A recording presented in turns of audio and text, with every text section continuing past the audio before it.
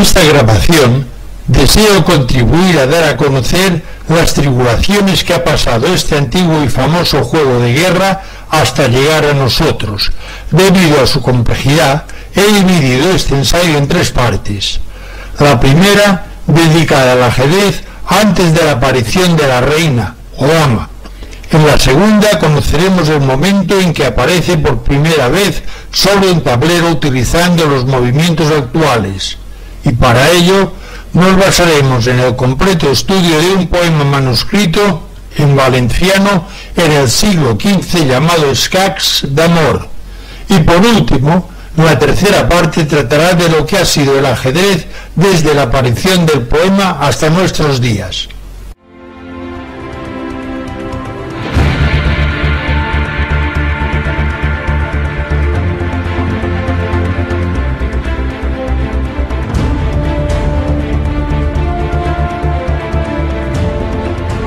Aunque el origen del ajedrez actual tiene controversias, se da como bastante probable que su antecesor fue inventado por un filósofo hindú que usó para ello un tablero que se utilizaba para un juego más antiguo llamado Ashtapada. Las primeras referencias se remontan al siglo IV a.C. en la India. Y se sabe casi con certeza que cuando fue invadida por los persas en el siglo III después de Cristo, existía un juego que constaba de una tabla cuadrada dividida en 64 casillas y distintas piezas, al que llamaban chaturanga. En este campo de batalla se enfrentaban 4 ejércitos, cada uno de ellos de un color distinto: amarillo, rojo, verde y negro.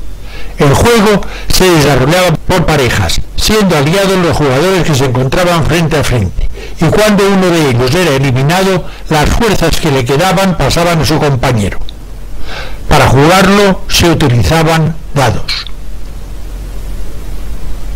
Esquema de lo que se cree eran los colores de las piezas del chaturanga y distribución de las mismas según la ilustración del libro de Alfonso X, Libro del Ajedrez, Dados y Tablas, que se refiere al juego de las 4 estaciones. El diseño, movimiento de las piezas y forma son orientativos, puesto que desconocemos cómo eran realmente. Las figuras representadas aquí son solamente orientativas y sirven para ilustrar la descripción que de ellas hacemos. La traducción del nombre de las piezas es lo más parecida posible a la interpretación del idioma sánscrito. El poderoso Rajá, a lomos de su elefante, dirige la batalla. Se movía como el rey actual. Pesados elefantes cargados de hombres, utilizados como torres de asalto. Se movían como la torre actual. Esta pieza representaba a la caballería hindú. Se movía como el caballo actual. El nombre de Ratha corresponde al carro de guerra, tanto tirado por un caballo como por un elefante. Cuando la zona de guerra era fluvial o marítima, se hacía necesario el uso de embarcaciones, por lo que para representar una de esas batallas, en el lugar del Ratha se colocaba la nauca. Se movía a la tercera casilla en diagonal y podía saltar sobre las piezas. En todas las guerras, el soldado de a pie es pieza fundamental. Se movía como el peón actual, solo una casilla.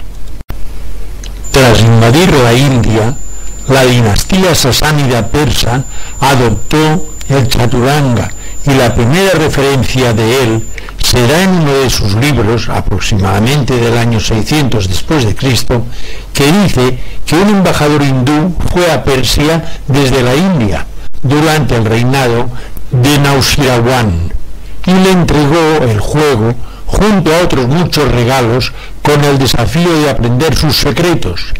En este juego estaban representadas las 4 fuerzas principales del ejército indio. Pasado algún tiempo, cuando los sasánidas adquirieron experiencia con el nuevo juego de guerra indio chaturanga, hicieron algunas modificaciones respecto a las piezas y a sus movimientos, teniendo muy en cuenta su propio ejército y mandos.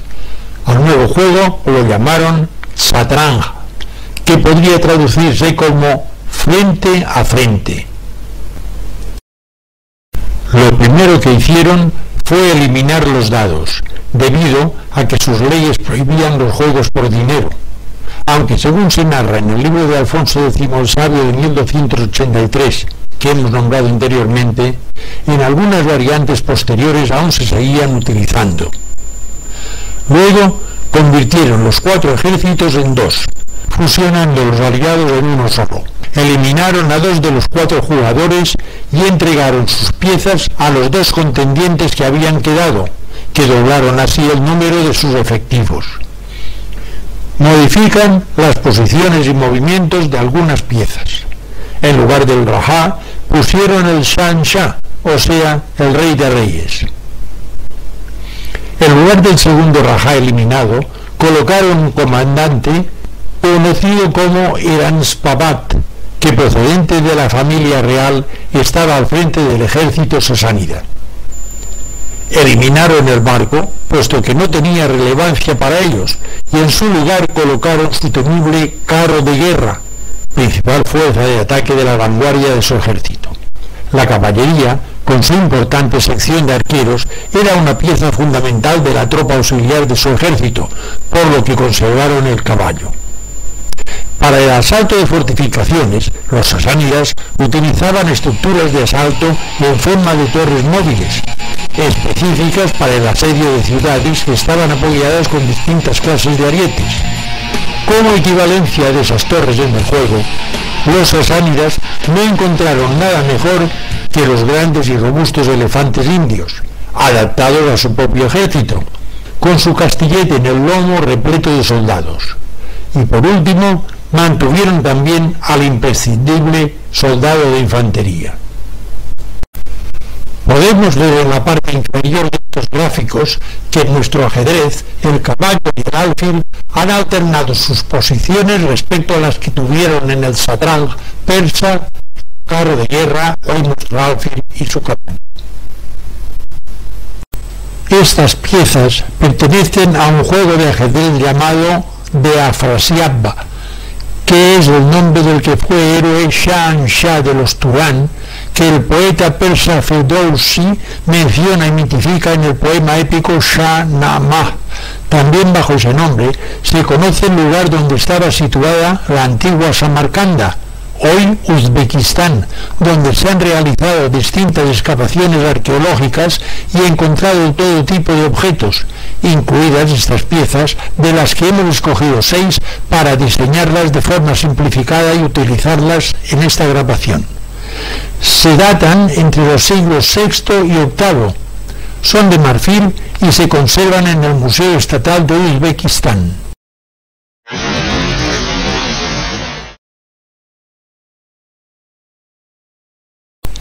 En el siglo VII, Arabia era simplemente un territorio habitado por pueblos nómadas y caravanas que transportaban mercancías por una gran parte de la península, incluido Yemen, además del Imperio Persa y el Imperio Romano de Oriente. Es posible que los primeros contactos del mundo árabe con el Satrang persa fuera a través de esas caravanas, que circulaban de uno a otro país e incluso por ese motivo empezar a ser conocido en el Imperio Romano de Oriente. A la muerte de Mahoma, en 632, uno de sus adictos se nombra Jalif, o sea, califa, y comienza a extender su poder por toda Arabia, luego Mesopotamia, Persia, Palestina y Egipto. En el 636, los musulmanes derrotan a los persas en la batalla de Al-Qaisiyya, haciendo huir al Shahanshah persa Ayadezers III hacia el este, hasta que en el 651 es asesinado. La expansión del Islam comienza en el 662, coincidiendo con el final del Imperio Sasánida. El califato omeya se aprovecha de los conocimientos militares y artísticos de los sasánidas persas y durante los años que dura el enfrentamiento al igual que ocurrió anteriormente cuando los persas ocuparon una parte de la India, los árabes conocen en los territorios ocupados el juego que hace de la guerra un arte, llamado por los persas shatrang, y que ellos llamaron shatranj. Las autoridades religiosas adoptaron medidas contra la representación de cualquier figura humana o animal en el juego del shatranj, ante el temor de que cualquiera de ellas pudiera convertirse en ídolo. Al principio, en el shatranj, las piezas representaban hombres y animales, por lo que deciden modificarlo y adaptarlo a sus creencias religiosas, transformando sus figuras en formas artísticas geometrizadas. Sin dejar de obedecer las órdenes recibidas, los artistas fabricaron las nuevas piezas dando a cada una de ellas la forma idealizada de lo que en realidad representaban. Podemos ver en museos o colecciones particulares infinidad de modelos que, sin dejar de tener un patrón común islámico, según el artista que las fabricó, la región, el país y la época, son distintas. En unos casos se adoptó la figura del Rajá montado en un elefante, como en el Chaturanga, para crear la pieza que representaba en su juego al Shah. En otros eliminaron el castillete y representaron solo al Shah y al elefante. E incluso otros artistas, para evitar cualquier semejanza con una figura humana o animal, eliminaron a ambos y recrearon solo lo que recordaba el castillete o a un trono. Para representar al Firzán, que ocupaba el lugar del Eranspavat o Frazen, como se llamaba en Pahlavi, que era el persa antiguo, usaron piezas muy similares e incluso iguales a las que representaban el Shah, pero para que se viera que eran inferiores a él, un poco más pequeñas, como puede verse aquí. Otros artistas, para marcar con mayor fuerza estas diferencias, les dieron la forma de un soldado, pero en este caso algo más grandes. Unos siglos después, esta pieza se convertiría en Nuestra Dama o Reina. Está claro que las dos protuberancias de la pieza A representan los colmillos del elefante y el resto su cuerpo. En el shatranj, esta pieza no representaba la torre, y sí una gran fuerza que protegía los flancos del Shah, a la que llamaban fil, que significa elefante. Para el caballo, o faras, se adoptó el mismo sistema artístico que para las demás piezas. Se creó un cuerpo similar al del fil y en su parte frontal superior se añadió una pequeña protuberancia para que recordara la cabeza. La vanguardia, tanto del chaturanga como del satranga, la formaba, al igual que en el ajedrez actual, una fila de soldados o peones que, acompañados por la caballería, eran los que abrían el juego. Estos soldados, incluso en la actualidad, son bastante más pequeños que todas las demás piezas que están a sus espaldas. Por tener figura humana, en el shatranj fueron representados con una forma geométrica al igual que las demás piezas. Estas son algunas de las formas utilizadas. En el juego hindú Chaturanga, la pieza llamada Asti era un elefante con un castillete en su grupa cargado de hombres que en ocasiones se utilizaba como primitivas torres de asalto. Los persas, para su chatrang, modificaron la pieza convirtiéndola en su pil, o sea también un elefante que representaba a sus propias torres de asalto.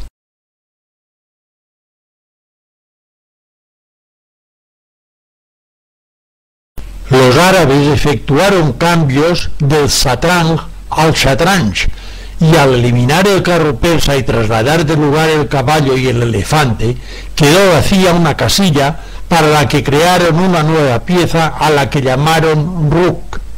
Las piezas asti hindú y pil persa se movían en el tablero como nuestra torre. Ambas representaban, cada una en su estilo, a las torres móviles utilizadas por los ejércitos para asaltar las ciudades, cargadas con soldados que, al ir acercándose a las murallas enemigas, disparaban sus arcos desde las almenas de las torres. La forma de la nueva pieza corresponde exactamente a una almena, que es la forma que posiblemente se pensó para representar una torre.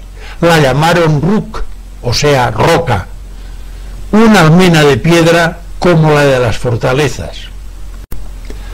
Para evitar que pueda pensarse que con el dibujo anterior hemos creado una almena adaptada a nuestra teoría, esta fotografía, que corresponde a la Alcazaba de Almería, España, terminada de construir casi en su totalidad en el año 1489 por los Reyes Católicos, nos permite mostrar, después de perfilar de blanco y macizar de verde una de sus almenas, la figura exacta de la pieza islámica Ruk.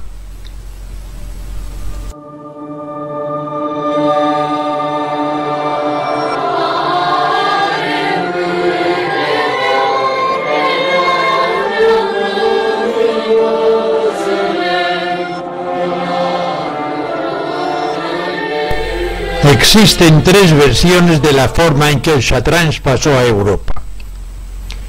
A. El Islam lo introdujo en España al establecerse en Andalucía, pasando de allí a Francia y a la corte de Carlomagno por el 760. B. A Carlomagno se lo regala la emperatriz Irene de la corte bizantina durante las conversaciones de boda entre ambos. Y C. Los caballeros cruzados trajeron el Chatrans de tierras árabes.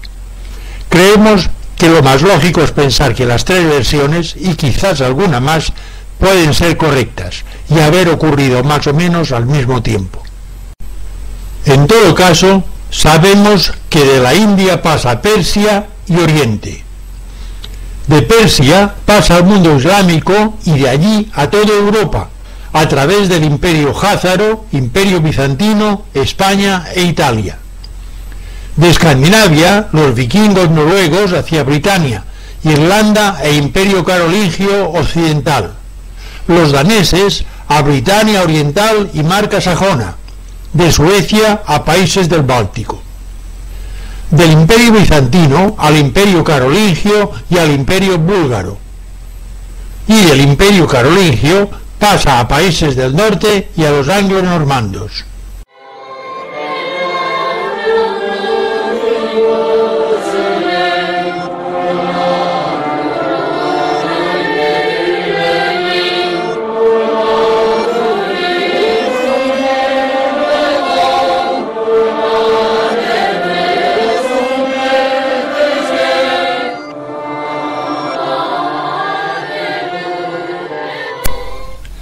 Transcurre el siglo VIII, cuando a la muerte de Witiza, don Julián, un misterioso noble visigodo, ayudado por partidarios del mismo y musulmanes, cruza el estrecho para luchar contra el recién nombrado don Rodrigo.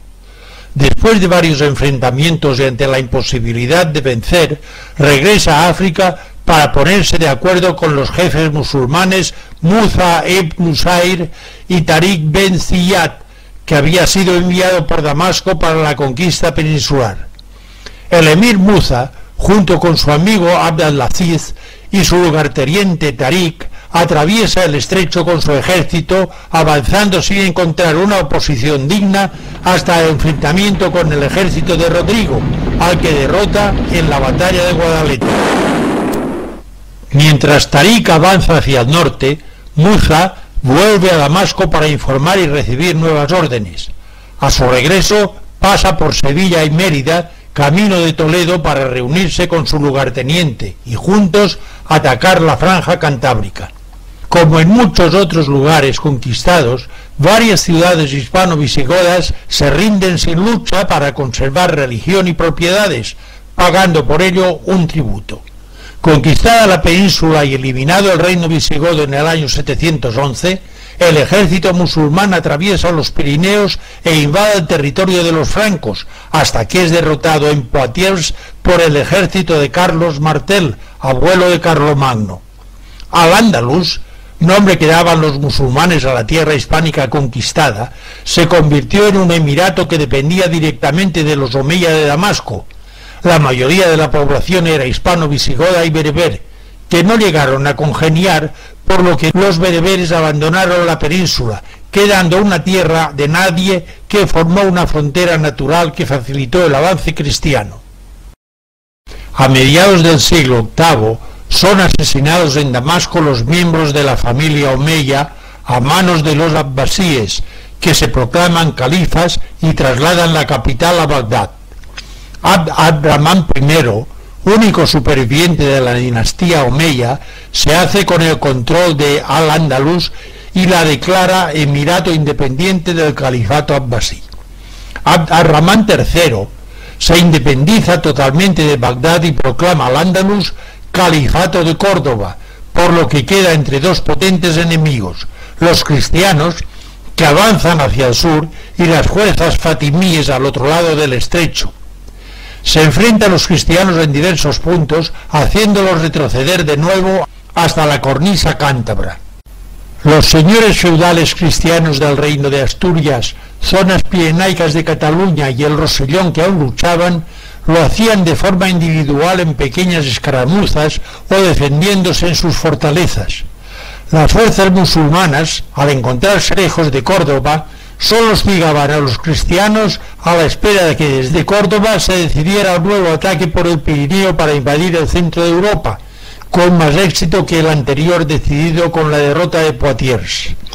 Ante este peligro potencial, Carlomagno forma la Marca Hispánica como fuerza disuasiva contra los musulmanes en 778.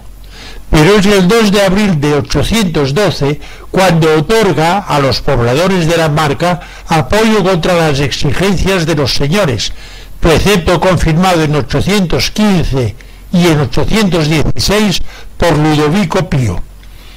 Se dividió en condados, diócesis de Elna, Rosellón, Conflent y Vallespir; en Girona los de Besalú, Ampurias y Girona; en la Ausona los de Manresa y Ausona; en la de Urgell los de Urgell y Cerdaña; y en el de Barcelona el del propio nombre. Los dos condados del Pirineo que se mantuvieron siempre libres del dominio musulmán, Pallars y Ribagorza, quedaron excluidos de la Marca Hispánica. Obedecían al conde de Barcelona, llamado Marqués o Señor Supremo de la Marca. Deja de pertenecer al dominio franco cuando entre Jaime I el Conquistador, rey de la Corona de Aragón, y Luis IX, rey de Francia, se establece el Tratado de Corbeil en 1258, en el que Jaime I renuncia a los territorios del sur de Francia y el rey francés a los derechos que pudiera tener como herencia de Carlomagno sobre los condados catalanes. Este conjunto de 19 piezas de Satrange, llamadas de Ager, y realizadas en cristal de roca, se encuentran en el Museo Diocesà y Comarcal de Lleida desde 1893, año de su fundación, y otro grupo de 14 piezas se encuentra en el Museo Nacional de Kuwait. Antes de ocupar su lugar en el Museo Diocesano, estas piezas estuvieron olvidadas durante varias centurias en la colegiata de Sant Pere de Verger, hasta que Jaime de Villanueva lo descubrió en 1821. Se cree que estas piezas son del siglo XI, cuando Ager dependía del condado de Urgell, en la Marca Hispánica, por lo que podría ser uno de los juegos que aparecían inventariados en uno de los documentos de Arnau Mir de Tost, señor del condado, en 1071. El número 1 es el Baidak, o sea, el peón; el 2 el Faras, caballo; el 3 el Fil, alfil; el 4 es un Firzán, o sea, el primer ministro o visir; el 5 corresponde al Ruk, que es la torre; y el 6 al Shah, que es nuestro rey. De todo lo que fue la Marca Hispánica, es en la zona de Urgell del siglo XI de donde tenemos mayor información sobre documentación testamentaria o inventarial relacionada con el ajedrez, lo que nos hace pensar que fue uno de los pasos a Francia y de allí al resto de Europa. Posiblemente también de Urgell sea la primera referencia sobre el ajedrez que se hace en Occidente, cuando entre la documentación sobre Armengol I de Urgell se encuentra su testamento en el que el 28 de julio de 1008 lega a un cenobio sus escachos, o sea, piezas de ajedrez, para obras de la Iglesia. Entre el testamento de Armengol I de 1008 del calendario gregoriano y el inventario de Arnau Mir de Tost en 1071, tenemos noticia de testamentos, inventarios, cartas y manuscritos que nos hablan de la importancia y en lo que se refiere al juego de ajedrez y su expansión en el siglo XI, desde la marca hispánica y entre ellos el de Ramón Levita de 1045 que lega a su familia los echacos d'osso, que son las piezas de hueso. Nos hemos referido a estos documentos porque en ellos se mencionan piezas o juegos. No está muy claro si se trata de unas o de otros, de distinta forma. Escachos en 1008, echacos en 1045 y esgaps en el 1068, lo que demuestra que aún no estaba consolidado el nombre en la zona pirenaica y seguramente tampoco en el resto. Estas 4 piezas son conocidas como los bolos de San Genadio, que según nos contó don Miguel Ángel Nepomuceno, redescubrió tras más de 40 años de intensa búsqueda en Peñalba de Santiago, iglesia mozárabe del municipio de San Esteban de Valdueza, en la provincia de León, España. El párroco, don Carlos, se las enseñó después de sacarlas de un cofrecillo de nogal policromado. Pueden datarse entre los siglos VIII y IX. Talladas en hueso, de modelo islámico, corresponden el número 4, debido a la antigüedad no sabemos si es un pedazo o una pieza entera, de un fil, o sea, un alfil. El 3 a un faras, o sea, un caballo. La 2 y la 1 son pedazos de ruc, torre. Durante las excavaciones arqueológicas en el castillo de Mataplana, construido a mediados del siglo XI y situado en la comarca del Ripollès de Girona, se encontró una pieza de ajedrez islámico cuya fotografía puede verse en el libro publicado en 1999 por Signament Edicions Historia Ilustrada, titulado El Castell de Mataplana y del Comte Arnau, una historia y una leyenda singulares de la Cataluña medieval. Página 52, que según se indica al pie de la misma, corresponde a un caballo del siglo XII. Está claro que no es un caballo, y sí un alfil, puesto que tiene las 2 protuberancias clásicas de estas piezas islámicas y no una sola como ocurre con los caballos. Igualmente pensamos puede corresponder a una fecha anterior al siglo XII. Este dibujo, que hemos hecho lo más exacto posible, corresponde a la fotografía de la pieza mencionada. Como hemos visto, tenemos referencias documentadas sobre cesiones, testamentos, inventarios y otros documentos en los que se mencionan mesas, tableros y piezas de ajedrez. Pero además deseamos nombrar al último conde de Ampurias que, teniendo cercana su muerte, que ocurrió en 1322, deposita en la tesorería de la Catedral de Gerona, posiblemente, una mesa de ajedrez con pies de plata y cuadros de jaspe y cristal, y piezas con pequeñas perlas, como prenda de sus deudas. En cada esquina un león de plata. La caja que formaba el tablero y guardaba las piezas era siciliana, pues así lo demostraban las águilas que la decoraban. En el archivo de la Corona de Aragón de Barcelona se guarda otro documento fechado en 1335 que habla de un ajedrez de Jaume Aristis y que dice: ordre del rei Albeguer de Barcelona sobre la queixa de Jaume d'Aristis, natural de Pisa, al que viatjant en la seva nau li robaren tot el que portava els capitans barcelonins Ramon de Papiol i Francesc de Finestres, inclòs un meravellós joc d'escacs de marfil, que podemos traducir como orden del rey al magistrado de Barcelona sobre la queja de Jaime de Aristis, natural de Pisa, al que viajando en su nave le robaron todo lo que llevaba los capitanes barceloneses Ramón de Papiol y Francisco de Finestres, incluido un maravilloso juego de ajedrez de marfil.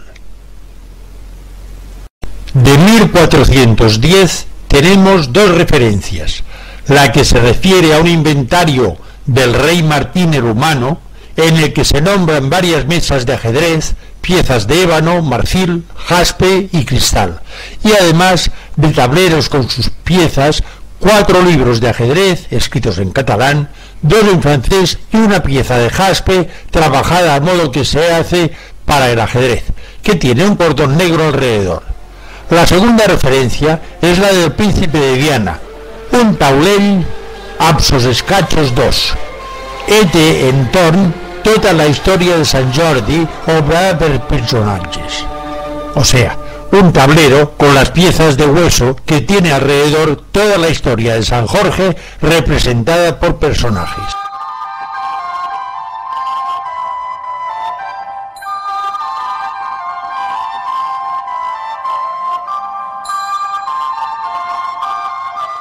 A medida que el satranj va extendiéndose por las cortes europeas, las pocas piezas originales islámicas son insuficientes para cubrir la demanda, aunque el clero en muchos casos esté en su contra e incluso en ocasiones castigue con graves penas a los practicantes.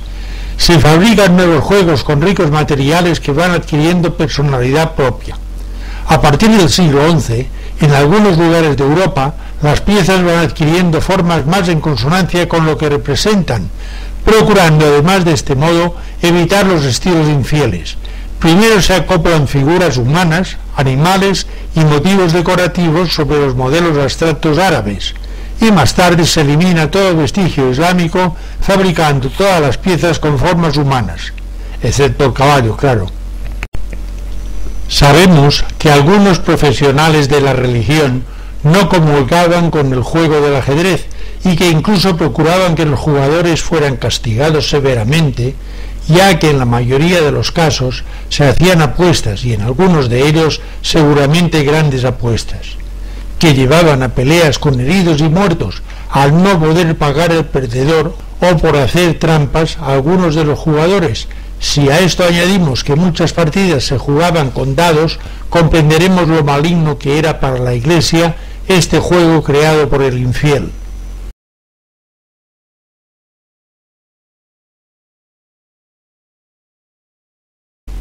Buscando congratularse con el clero, durante el siglo XII el juego se fue cristianizando gracias a la pieza fil, que con sus 2 protuberancias en pico, que representan los colmillos del elefante, hace que alguien, no sabemos quién ni en dónde, encuentre una similitud entre ella y la mitra de un obispo.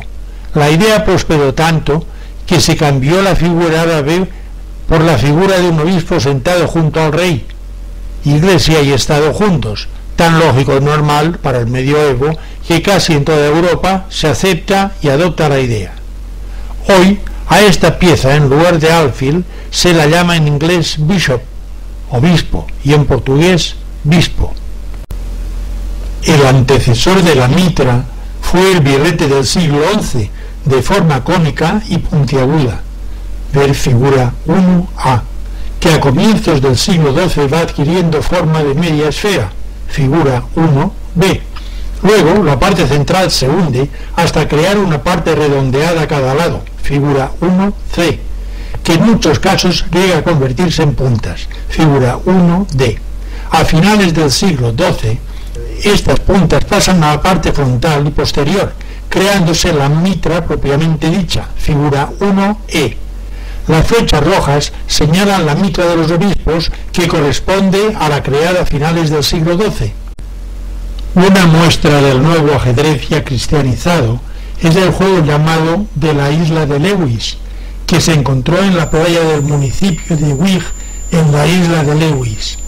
Las piezas se descubrieron en 1831, sepultadas en los bancos de arena de la isla más grande de las Hébridas exteriores, en Escocia, Reino Unido. Fabricadas con marfil de Morsa, se cree que procedían de Trondheim, la ciudad capital medieval de Noruega y residencia de los antiguos escandinavos durante los siglos XI y XII, que eran los jefes supremos de las islas de Lewis. Posiblemente ellos trajeron consigo las piezas de ajedrez desde Noruega cuando viajaron a la isla. Se trataba de 4 conjuntos de piezas, no todos completos, con un total de 78 figuras. 67 se encuentran en la actualidad en el Museo Británico y el resto en el Museo Nacional de Edimburgo, que las adquirió al primero en 1888. El rey, coronado, con una espada entre las manos, simboliza el poder, la justicia y la fuerza, flanqueado por un lado por un nuevo personaje, su amada esposa, la reina, que ocupa el lugar del firzán árabe o primer ministro, y por el otro, con el obispo, que como hemos visto, surge del fil. Se ha colocado un jinete sobre el faras, caballo, tal como se representaba en el chaturanga y el satranga. Se piensa que las torres están representadas por fieros soldados que están mordiendo sus escudos, una alusión a los Berserk de las sagas nórdicas, que eran aquellos guerreros vestidos con pieles de osos que antes de entrar en batalla mordían el borde de esas defensas rabiosamente para a continuación lanzarse gritando ferozmente contra sus enemigos. Todas las piezas que se siguen moviendo como el satranj han adoptado formas humanas, excepto el caballo que soporta al jinete y los peones que conservan su forma islámica. El ajedrez de Lewis es hoy en día uno de los más famosos del mundo y nos va a servir como muestra del ajedrez europeo cristianizado a partir del siglo XI.